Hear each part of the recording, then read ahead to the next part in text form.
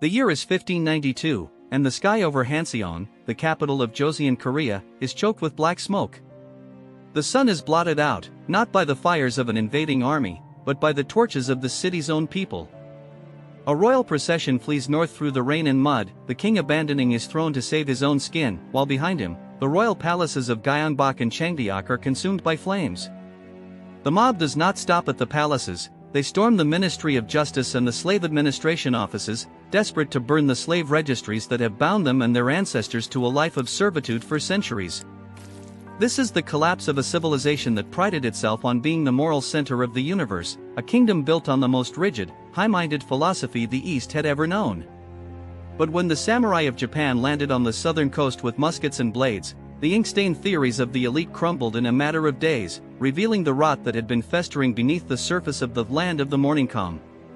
To understand how a society collapses so spectacularly from within, one must look back to the silence of a mountain retreat decades before the first shot was fired.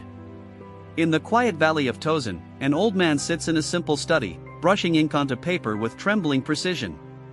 This is Yi Huan, known to history as Togi, the Eastern Confucius, a man whose intellect was so profound that his face graces modern currency, yet whose ideas constructed a psychological and social cage that would trap a nation. He is composing his final masterpiece, the 10 Diagrams on Sage Learning, a dense instruction manual for a young king Seonjo.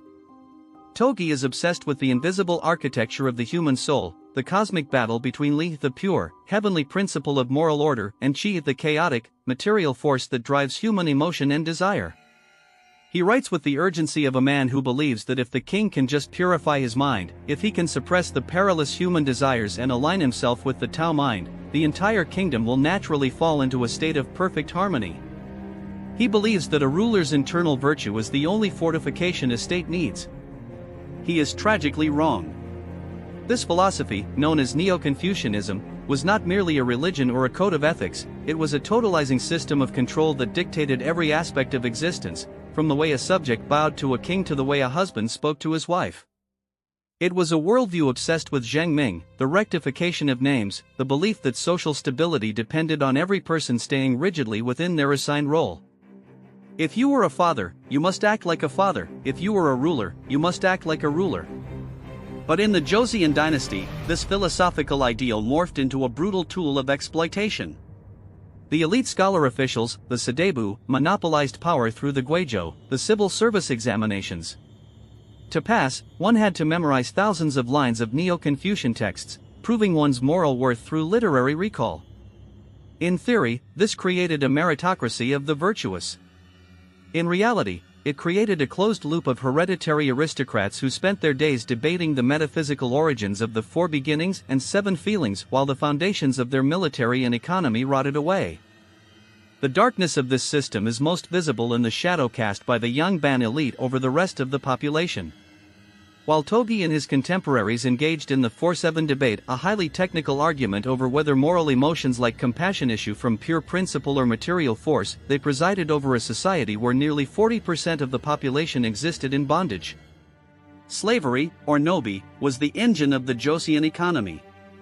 The very scholars who preached universal benevolence and the innate goodness of human nature argued that slaves were descendants of traitors, inhumane beings who fell outside the moral domain of their high philosophy. They passed laws ensuring that if even one parent was a slave, the child would be born in chains, creating a permanent underclass to labor in the fields while the masters cultivated their luminous virtue in mountain academies. The hypocrisy was absolute. The elite spoke of benevolence, and righteousness, yet they systematically stripped humanity from the vast majority of their own people, This rigid hierarchy extended into the most intimate spaces of the home. The concept of Namjan Yobi, men are high, women are low, was not just a saying, it was law. Women were erased from public life, their names often unrecorded in genealogies, their existence defined solely by the 3 obediences: obedience to the father, the husband, and the son. Queen Sohai's manual, Nahun, codified this submission, instructing women that a husband was their heaven and that anger or jealousy was a moral failing. The concept of jeon, the deeply Korean sense of sticky, emotional attachment and loyalty, was weaponized against them. Women were expected to endure suffering, to internalize their han, a deep, coagulated sorrow and resentment, and transform it into passive endurance. They were the silent infrastructure of the family, maintaining the Salim, the household life, while the men played at being sages. The society was a pressure cooker of repressed emotion and enforced silence, held together by the iron bands of ritual and propriety. Then came the year 1592. The Japanese warlord Toyotomi Hideyoshi, having unified his own violent, war-torn country, turned his eyes toward China. Korea was merely the road he intended to march upon. He sent a chilling message to the Joseon court, demanding passage. The Korean officials, blinded by their sense of cultural superiority, dismissed the Japanese as island barbarians and rats. They believed that their moral virtue and their loyalty to the Ming Emperor would somehow protect them. They had neglected their military for decades. The position of a general was considered beneath the dignity of a scholar. When the Japanese landed at Busan, they did not bring poetry. They brought battle-hardened veterans and Portuguese arquebus matchlock muskets that could punch through armor at hundreds of paces. The Korean response was a catastrophe. Commanders fled their posts before the enemy was even in sight. The invincible defensive lines evaporated. The Japanese cut through the country like a butcher's knife through silk. The violence that followed was medieval in its cruelty. The Japanese commanders, ordered by Hideyoshi to sow terror, did not just defeat armies, they annihilated populations. At the siege of Dongni, the magistrate Song Sanghayan replied to a demand for surrender with the famous line, "It is easy for me to die, but difficult to let you pass." Impressed by his defiance, the Japanese commander Konishi Yukinaga killed him, then slaughtered the entire garrison and every civilian in the town, including the dogs and cats. As the invasion force moved north, they left a trail of scorched earth. In a grotesque display of dominance, Japanese samurai collected the noses of the Korean dead as trophies to be salted, packed in barrels, and shipped back to Kyoto to verify their body count. These grisly souvenirs still lie buried in the Mound of Ears in Japan today. The Korean people, abandoned by the officials who claimed the right to rule them based on superior morality, faced extinction, It was in this vacuum of leadership that the true nature of the Korean spirit emerged, not from the high officials, but from the discarded classes. The Righteous Armies, Wibion, rose up from the countryside. These were not professional soldiers. They were local scholars who had been purged from the capital, Buddhist monks who had been marginalized by the Confucian state, and peasants who had been taxed into starvation. Men like Cho Hien and the monk Yangyu led suicide charges against professional samurai, fighting with farming tools and stones when their arrows ran out. They fought not for the king who had fled to the Chinese border, nor for the system that enslaved them, but for the very soil under their feet. The Confucian ideal of e-righteousness, which had been a dry topic of debate in the capital, suddenly became a blood-soaked reality in the hills and valleys, Amidst this chaos, one man stood as the ultimate rebuke to the corrupt system that had spawned him. Admiral Lee Sun-sin was a career military officer who had been passed over, demoted, and humiliated by the factional politics of the court. He was a man who actually read the military classics the scholars ignored. While the court debated philosophy, he built ships, the Geobuxian, or turtle ships, iron-spiked, dragon-headed dreadnoughts that could ram and burn the Japanese fleet. Lee Sun-sin did not fight for glory, he fought with a cold, desperate pragmatism.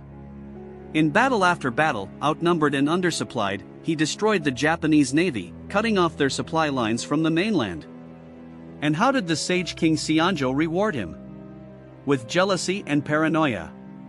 The king, terrified that Lee Sun-sin was becoming too popular, had him arrested, tortured, and stripped of his rank, nearly executing the only man capable of saving the nation. The war dragged on for 7 years. It devastated the peninsula. Famine was so severe that records speak of fathers and sons eating one another, of bones scattered like weeds along the roadside. The Ming Chinese eventually intervened, not out of benevolence for Korea, but to keep the war away from their own borders, treating the Korean king with open contempt. When the Japanese finally withdrew in 1598, leaving behind a wasteland, the Joseon elite did not reflect on the failure of their system. Instead, they retrenched. They doubled down on the ideology of Neo-Confucianism, convincing themselves that they had survived not because of the sacrifice of the common people or the genius of Lee Sun-sin, but because of their moral superiority. They rebuilt the shrines, rewrote the genealogies, and tightened the chains of social hierarchy even further, The legacy of this era is a haunting dualism that persists in the Korean psyche. On one hand, there is the high-minded beauty of Togi's philosophy, the pursuit of a perfect, crystalline mind, unclouded by selfish desire, a discipline that commands respect for its sheer intellectual rigor. On the other, there is the Han, the accumulated grief of a people betrayed by their leaders, the memory of a state that demanded absolute loyalty while offering no protection. The 4-7 debate regarding the nature of emotion remains one of the most sophisticated psychological discussions in history, yet it was conducted by men who could not see the humanity of the slaves serving their tea. The history of Joseon is a testament to the danger of prioritizing abstract purity over practical reality, a dark reminder that a society can be philosophically perfect and morally bankrupt at the same time.